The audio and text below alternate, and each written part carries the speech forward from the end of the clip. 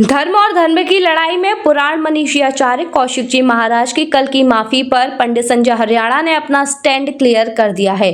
पंडित संजय हरियाणा से जब सवाल जवाब किए गए तो उन्होंने अपने जवाब में कहा कि धर्म को हानि पहुंचाने वालों के खिलाफ प्रमुखता से वृंदावन में आवाज उठी और कंधे से कंधा मिलाकर हम उस मुहिम का हिस्सा बने और सारे वृंदावन वासी भी उसमें खड़े होकर कार्य करें। ऐसी सहभागिता आचार्य कौशिक जी महाराज की भी होनी चाहिए। और कौशिक जी महाराज ने जो पूजा रेलवे लाइन पर शिवलिंग रखकर की, उन्होंने भोलेनाथ जी का अपमान किया है। निश्चित रूप से उससे धर्म को हानि हुई है।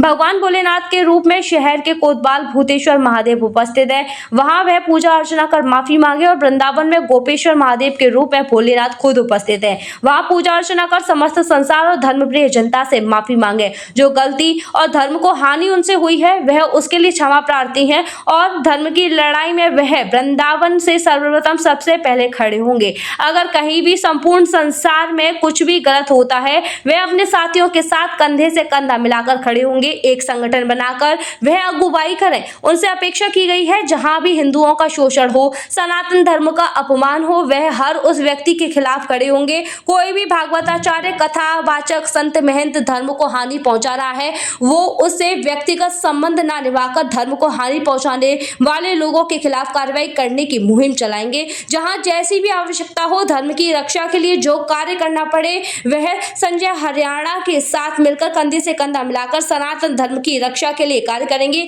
ऐसी उनसे अपेक्षा की जाती है। देखिए, पुराण मनीषी आचार्य कौशिक जी महाराज निश्चित रूप से सनातन धर्म के लिए कार्य करते थे, लेकिन जब उनकी एक वीडियो वायरल हुई जो उनके मोबाइल से खुद बनी, उनके भाई ने कहा कि यह वर्षों पुरानी है, निश्चित रूप से गलत। वह पिछले महीने की ही घटना थी। रेलवे लाइन पर वह ठाकुर जी शिवलिंग को रखकर उनकी पूजा अर्चना मंत्रों के बीच कर रहे हैं। वह सभी ने देखी है। उससे धर्म की बहुत बड़ी हानि हुई है। ठाकुर जी से बड़ा इंसान भी नहीं है। और उनकी जो दूसरी वीडियो जिस पर वह नागिन डांस कर रहे हैं, तो वह नागिन डांस करके कौन सी उपाधि या धर्म के लिए कार्य कर रहे हैं यह उनको बताना चाहिए था। निश्चित रूप से उन पर ठाकुर जी की कृपा रही है, लेकिन जिस प्रकार से उन्होंने यह कृत्य किया, रेलवे लाइन पर ठाकुर जी को रखने के पश्चात सनातन धर्म की बहुत बड़ी हानि उन्होंने की है, जिसके लिए उनको कभी भी माफ नहीं किया जा सकता। अखिल भारत हिंदू महासभा ने FIR करने का मन बना लिया है। हम लगातार लगे हुए हैं, प्रयासरत हैं कि धर्म की रक्षा कैसे हो। हम लगातार संदेश देते रहे हैं कि वृंदावन में हमेशा जो अधर्म और धर्म की हानि लोग करते हैं, श्रृंखला लंबी है। आपको भी चैनल के माध्यम से पता है, आप भी धर्म की लड़ाई में लगातार साथ रहे हैं। चाहे अनुरुद्धाचार्य हो, कुमार स्वामी हो, इंद्रदेव महाराज हो, प्रदीप मिश्रा हो, एक लंबी फहरिस्त है।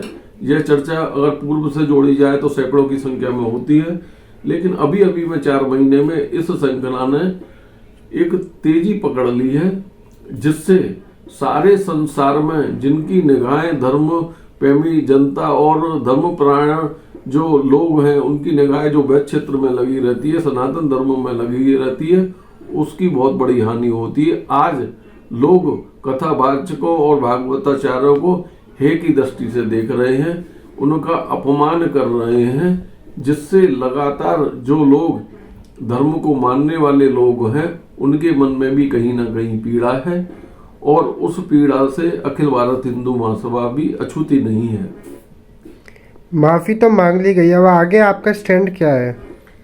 देखिए, कल एक लिफाफा गैंगधारियों के साथ बैठकर जो माफी का ड्रामा रचा गया, निश्चित रूप से उसमें उनका घमंड और दम्भ दिख रहा था कि मैं भावनात्मक रूप से यह कृत्य कर गया और उससे वशीभूत होकर ये हुआ है, लेकिन मुझसे गलती हुई है, मैं माफी मांगता हूं। लेकिन गलती भी उन लोगों से मांगता हूं जो मेरे करीब समकक्ष है, तो माफी में भी घमंड उनका बोल रहा है। निश्चित रूप से घमंड रावण का भी नहीं रहा।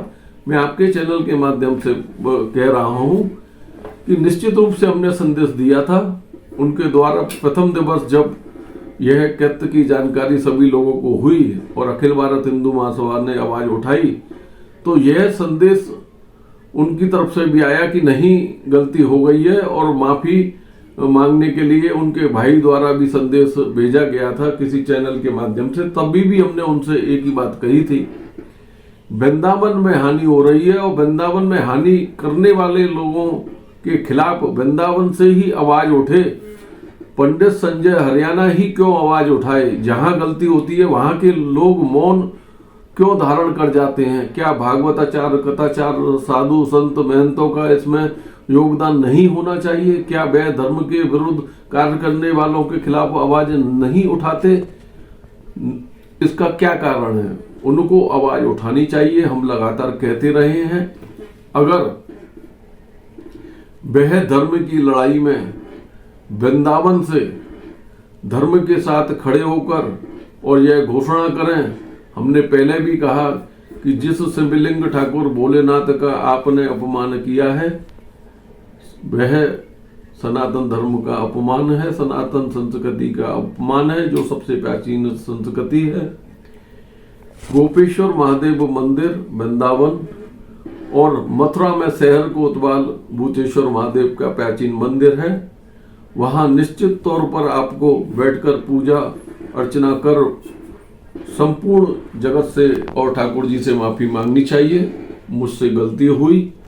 इसके साथ साथ वृंदावन ही नहीं वरन संपूर्ण संसार में जहां जहां धर्म की हानि करने वाले, चाहे कथा वाचक हो, भागवत आचार्य हो, संत हो, महंत हो, प्राणी हो, कोई भी व्यक्ति हो जो धर्म के खिलाफ में कार्य कर रहा हो, टिप्पणी करे या अमर्यादित होकर कहीं भी किसी भी रूप में लगे कि वह जो कर रहा है उससे धर्म की हानि हो रही है, उसके खिलाफ वृंदावन से वह हमारी आवाज के साथ आवाज बनकर संदेश दें कि धर्म की लड़ाई में हम सब एक हैं और धर्म की हानि जब जब हो तो वृंदावन से प्रमुख रूप से वह खुद आवाज बनकर खड़े हो कि नहीं, ये गलत हो रहा है।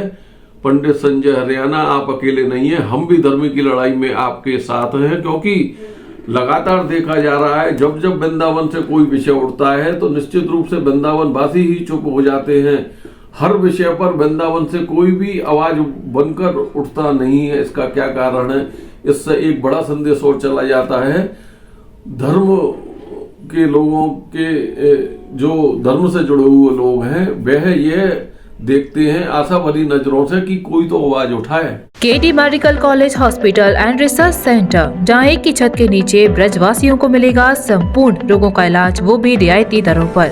अत्याधुनिक सुविधाओं से लैस operation theatre, MRI, CT scan, colour Doppler, ultrasound, digital x-ray, echo, सभी प्रकार की खून और पेशाब की जांचें, न्यूरो से संबंधित रीढ़ की हड्डी व दिमाग के ऑपरेशन, ब्लड प्रेशर व पेट से संबंधित सभी रोगों का इलाज, ब्लड बैंक, डायलिसिस व एम्बुलेंस की सुविधाएं, इमरजेंसी सेवाएं 24 घंटे उपलब्ध। OPD सुबह 9 बजे से लेकर 4 बजे तक। KD medical college hospital and research centre.